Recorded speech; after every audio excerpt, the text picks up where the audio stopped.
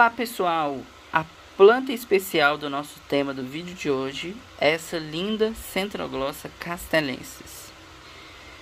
Olhem só que vegetal mais exótico, se tratando de centroglossas, e essa floração bem peculiar que essa espécie possui.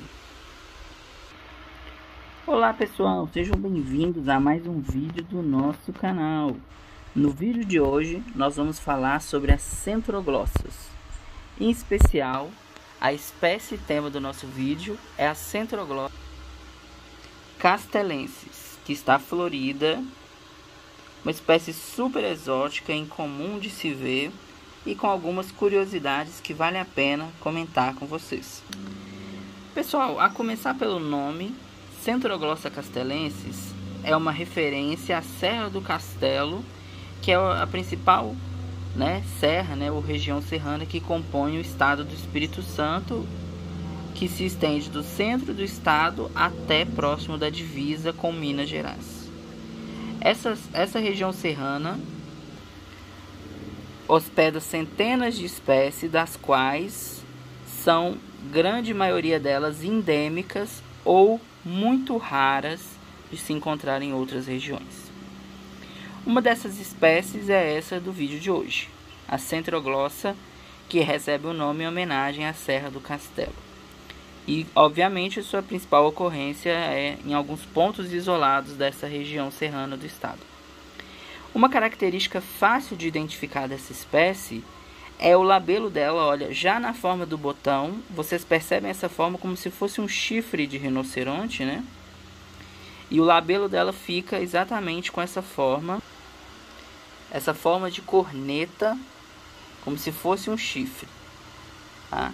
Ela é a única do gênero que tem essa característica peculiar. Tá? E as flores, tanto a flor quanto o vegetativo, na verdade parece mais um zigostates do que uma centroglossa. No entanto, claramente, por conta de algumas partes florais, essa espécie facilmente pode ser identificada como uma espécie de centroglossa. A floração dela é principalmente no verão, se estendendo até, como se pode ver, no finalzinho do verão para o começo do outono, mas o mais comum dessa espécie florir é entre os meses de novembro e dezembro. Tá? O auge da floração ocorre nessa estação. É uma planta muito difícil de ser encontrada, tá? Recentemente descobriu-se que essa espécie também ocorre na região serrana de Minas Gerais, em duas localizações geminadas, e isoladas uma da outra, sendo então uma planta muito restrita a esses habitats. Ela tem um vegetal bem compacto, tá? Como pode ser visto nessas folhas aqui, e realmente a aparência dela é de zigostates, Ela possui a raiz peluda, olha só. Isso aí ajuda a planta a captar a umidade. É uma curiosidade que vários gêneros de orquídeas apresentam, principalmente mini micro-orquídeas. E essa é uma característica, inclusive, que algumas espécies de centroglossa, como eu vou mostrar no vídeo também, exibem. Outra curiosidade dessa espécie é que ela foi descrita por Alexandre Braden, um famoso aí descobridor e estudioso das espécies de Pleurothales, Babistielas, Não é à toa que temos várias espécies em homenagem a esse pesquisador que viajava o Brasil inteiro em trabalhos de descrição e descoberta de espécies de orquídeas, e gêneros afins. Bom, pessoal, falando um pouquinho sobre o cultivo dessa espécie, nós aqui no Orquidária a gente cultiva ela em madeira, com uma mistura de musgo esfagno e fibra, palha de arroz.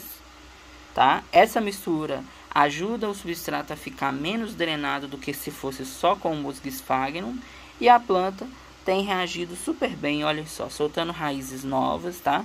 É um processo natural a espécie renovar o sistema radicular, olhem só, emitindo raízes. No entanto, essa espécie é uma espécie sensível, tá? Ela sente mesmo ao aumento de temperatura, a queda de umidade, ela acaba perdendo muitas folhas e ficando com aspecto amarelado. Tá? Por isso, para o cultivo dessa espécie, a gente recomenda que você tenha ela num local mais arejado, com boa ventilação, boa umidade e um pouco mais sombreado.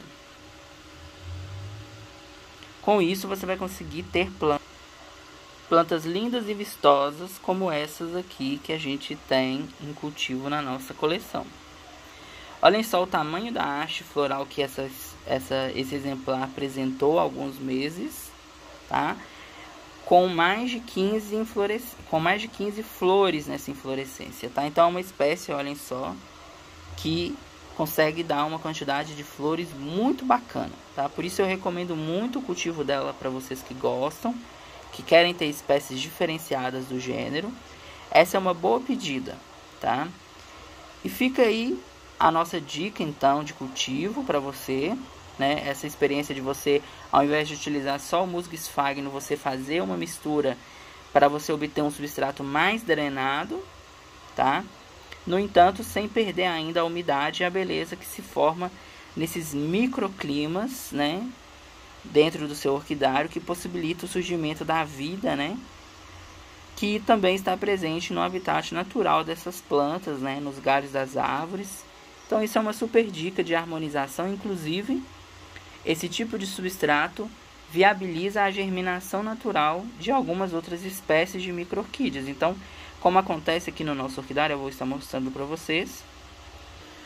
Olhem só que legal, algumas espécies germinam naturalmente nesse limo, nesse musgo que se forma nessas plaquinhas, né? Com o cultivo aí, sem muito abuso de fertilizante, de substâncias químicas, apenas para manutenção, torna possível que você tenha o verdadeiro surgimento e o renascimento desse ecossistema, com espécies de orquídeas se renovando constantemente.